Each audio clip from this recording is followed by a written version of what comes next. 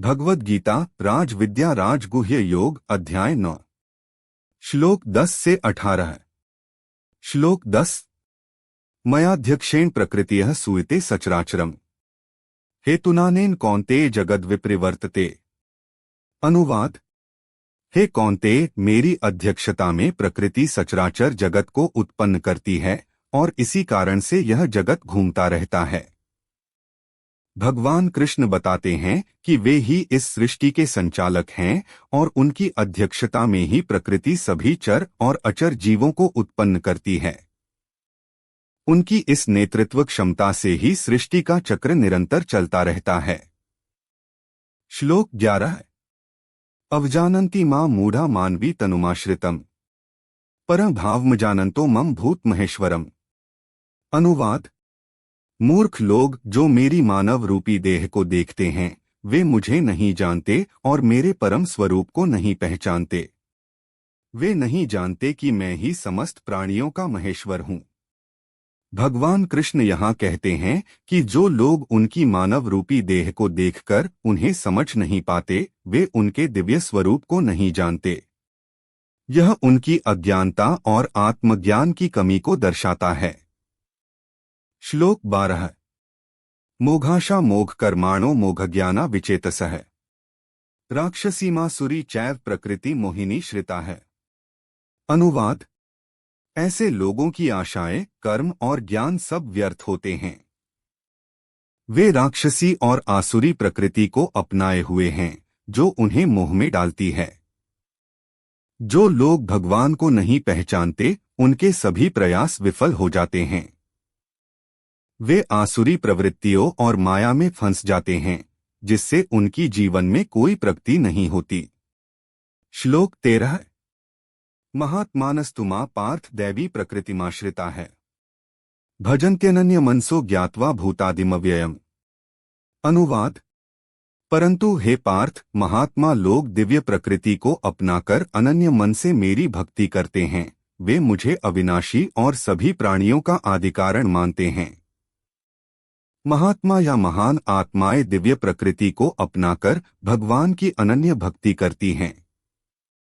वे भगवान के अविनाशी और सर्वव्यापक स्वरूप को पहचानते हैं और उसी में लीन रहते हैं। श्लोक 14 सत्तं कीर्तयन्तो मां यतन्तश्च दृढ़व्रता है नमस्यन्तश्च मां भक्त्या नित्ययुक्ता उपास्ते। अनुवाद। वे निरंतर मेरा कीर्तन करते हुए दृढ़ निश्चय से यत्न करते हुए और मुझे नमस्कार करते हुए सदा मुझ में स्थित होकर भक्ति करते हैं। महात्मा लोग निरंतर भगवान का गुणगान करते रहते हैं, दृढ़ निश्चय के साथ उनकी सेवा में लगे रहते हैं और भक्ति भाव से उन्हें नमस्कार करते रहते हैं। यह उनकी निष्ठा और भक्ति का प्रतीक है। श्लोक 15 ज्ञानयज्ञेन चाप्यने यजन्तो मामुपास्ते एकत्वेन पृथक्त्वेन बहुधा विश्वतोमुखम्। अनुवाद।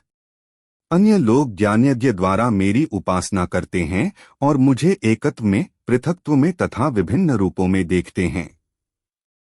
भक्त जन विभिन्न प्रकार से भगवान की उपासना करते हैं।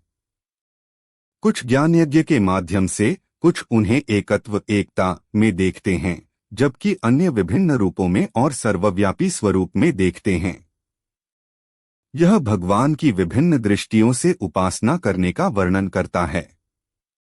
श्लोक 16 क्रतुर्ह यज्ञः स्वधाहमहमौष्ठम् मंत्रोऽहमहमेवाज्यमहमग्निर्हन् हुतम्। अनुवाद। मैं ही क्रतु यज्ञ, मैं ही यज्ञ, मैं ही स्वधा अर्पण, मैं ही औषधि औषधियों का अर्पण, मैं ही मंत्र, मैं ही घृत घी, मैं ही अग्नि और मैं ही हवन हूँ। भगवान कहते हैं कि वे सभी धार्मिक अनुष्ठानों के घटक हैं। वे यज्ञ अर्पण औषधि मंत्र घृत अग्नि और हवन सब कुछ हैं। यह उनकी सर्वव्यापकता और सर्वसमावेशी स्वरूप को दर्शाता है। श्लोक 17 पितामहस्य जगतो माता धाता पितामहः वेद्य पवित्रमोकार ऋक्साम यजुरेव च। अनुवाद। मैं इस जगत का पिता माता धारण करने वाला और पितामह हूँ। मैं ही वेद, पवित्र ओंकार, ऋक्, साम और यजुर्वेद हूँ। भगवान बताते हैं कि वे इस संसार के माता पिता, रक्षक और पूर्वज हैं। वेद, ओंकार और विभिन्न वेदों के स्वरूप भी भगवान के ही रूप हैं।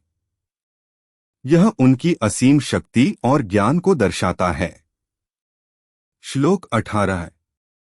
गतिर्भर्ता प्रभुः साक्षी निवासः शरण सुहृत् प्रभवः प्रलय स्थान निधान बीजम व्ययम्। अनुवाद: मैं ही लक्ष्य, भरण पोषण करने वाला, स्वामी, साक्षी, निवास स्थान, शरण और सच्चा मित्र हूँ। मैं ही उत्पत्ति, प्रलय, आधार, निधान और अविनाशी बीज हूँ। भगवान कृष्ण यहाँ अपनी विभिन्न भूमिकाओं को बताते हैं। वे जीवन का लक्ष्य, पालनहार, साक्षी, शरण, मित्र और आधार हैं। वे सृष्टि के उत्पत्ति और प्रलय के कारण हैं और सबका निधान और अविनाशी बीज भी हैं। यह उनके सर्वशक्तिमान और सर्वव्यापक स्वरूप को दिखाता है। निष्कर्ष: राज विद्या राजगुह्य योग के इन श्लोकों में भगवान कृष्ण ने अपने सर्वव्यापक, सर्वसमावेशी और सर्वशक्तिमान स्वरूप को प्रकट किया है। उन्होंने बताया कि वे ही इस सृष्टि के मूल कारण और संचालक हैं। जो लोग उनकी भक्ति और ज्ञान के मार्ग को अपनाते हैं, वे ही इस परम सत्य को समझ पाते हैं और मोक्ष प्राप्त करते हैं। जो लोग उनकी इस दिव्यता को नहीं समझ पाते, वे अज्ञानता में रहते हैं और संसार के मोह में फंसे रहते हैं। इन श्लोकों के माध्यम से भगवान ने यह भी बताया कि वे सभी धार्मिक अनुष्ठानों, वेदों और उपासना के विभिन्न रूपों के मूल हैं।